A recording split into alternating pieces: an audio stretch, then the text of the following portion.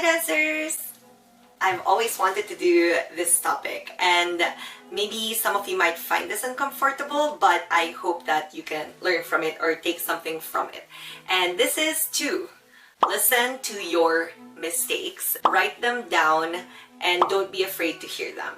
So we all have that fear of hearing we're wrong, or maybe fear of just hearing our corrections, or maybe you're just sick of them. And we've all been through that, I'm sure, as dancers. But I'm here to give you a dance teacher's perspective on how you can improve and approach your mistakes. Because sometimes you hear the same corrections and then you feel as though you're not improving.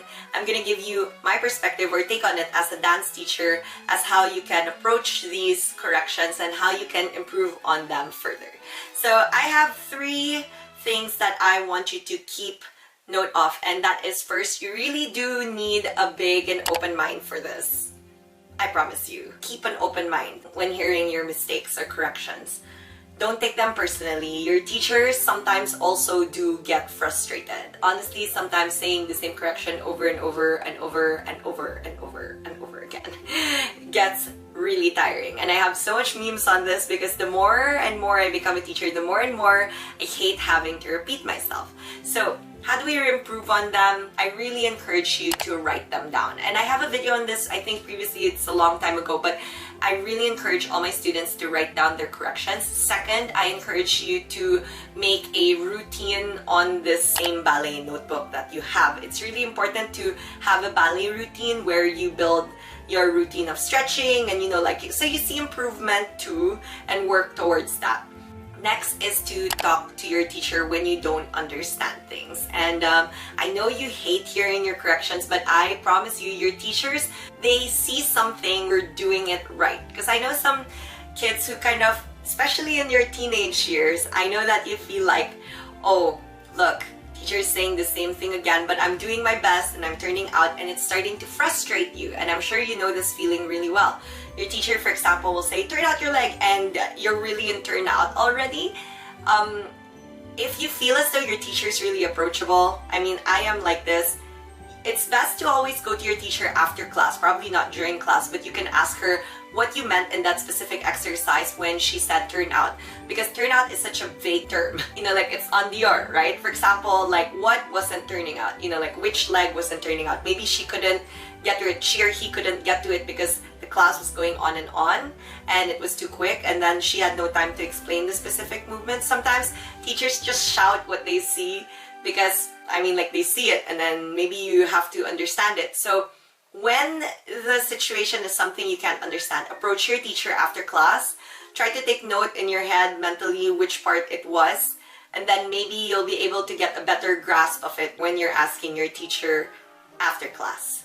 Because when you hear that from her, you start to realize that she or he is asking for something specifically in a certain movement, or maybe while you're moving that you're missing out. And this is why I love one-on-one classes so much, because your teacher is able to really break things down for you and really do that for you individually. And lastly, work on them. So, it's common sense already by this point. Whatever you learned, you wrote down, and your teacher explained into, work on them and apply them. Now that you know what's wrong, try to approach your problems or your corrections in ballet like this. In the past, I've probably not paid attention to my teacher as much, especially the better you get, the less you feel like it's important, or like, oh, I've already heard this and I already know this. But we constantly want to improve ourselves, and our teacher does see things. I promise you, even if you feel like they play favoritism, or maybe they focus on one student, they see something and maybe they'll be able to give some advice to you. Just in case you feel as though you're feeling stuck and you feel like a fresh eye is needed, I would really suggest going to take other dance classes. And I know some teachers would hate this suggestion because, I mean, I own a dance school. I wouldn't want also my students to just all of a sudden leave me and go to another teacher and honestly take classes from another person. But if your school, such as myself or our school, offers that kind of opportunity where I invite teachers in, it's best to have maybe a class or two with not the same teacher. Or if your school doesn't offer this option, it's maybe best you have to always ask your dance teacher this, if it's okay to take class or to have one-on-ones with someone who's trusted. But please do make sure that you have the consent of your teacher and always come back to your teacher afterwards, yeah, and apply all your corrections and mistakes, because sometimes it does help a new kind of voice to get things going, or maybe a new type of way it was explained to get your head moving a little bit back into the direction it should be.